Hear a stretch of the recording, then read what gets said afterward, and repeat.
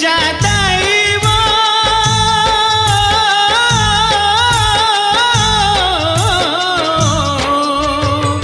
मोर मैया मोर महतारी सुन ले लइका के किलकारी छनकर सुनना मोर दुआरी मोर मैया मोर महतारी।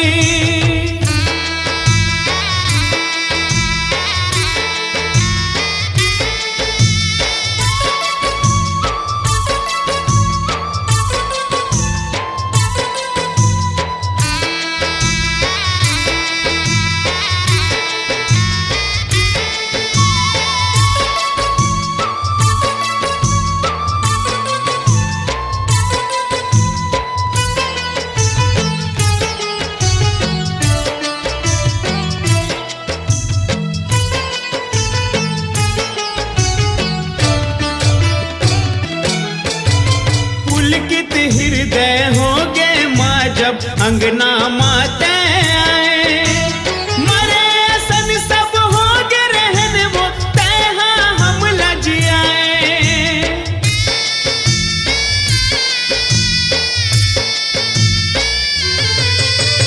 तोरे अचरा के छैहा माँ वो अंतस हा सुख पाए तोर विदाई के सुरता भर हा छाती पखरा जनाए। तोर विदाई के सुरता भर हा छाती पखरा जनाए। तोर विदाई के सुरता भर हा छाती पखरा जनाए। विदा के बेरा होवत है रह रह जीव झक छोरत है। विदा के बेरा होवत है रह रह जीव झक छोरत है। सबके जीव राहदाई प्रीति बात ला बोलत है। सबके जीव राहदाई प्रीति बात ला बोलत है। प्रीति बात ला बोलत है। प्रीति बात ला बोलत है। तै झन जादाई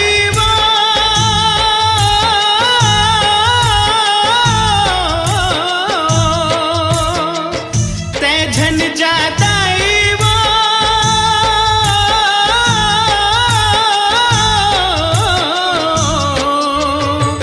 मोर मैया मोर महतारी सुन ले लइका के किलकारी छनकर सुनना मोर दुआरी मोर मैया मोर महतारी।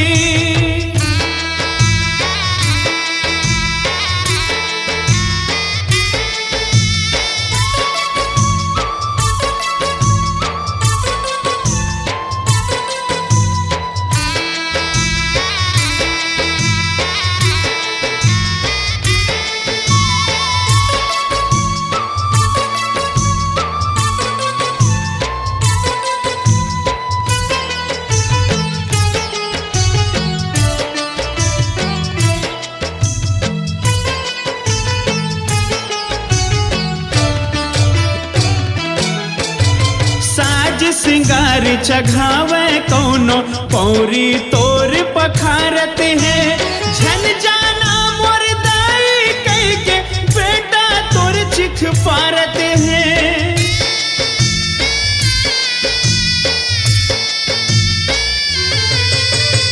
आंसू धार बोहावत लइका सगरी तोला पठोवत है ऐसन लागे इहे आंसू माँ तोर विसर्जन होवत है। ऐसन लागे इहे आंसू माँ तोर विसर्जन होवत है।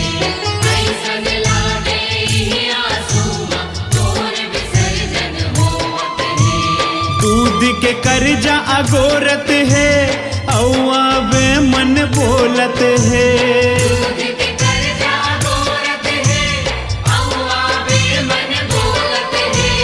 सबके जीव राहदाई प्रीति बात ला बोलत है।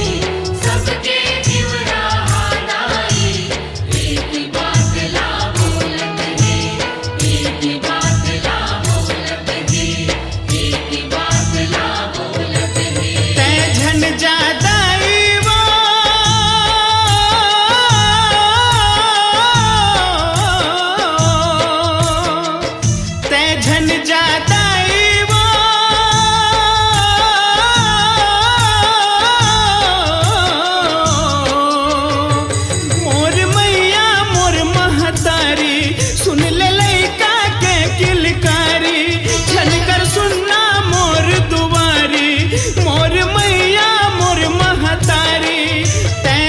ज्यादा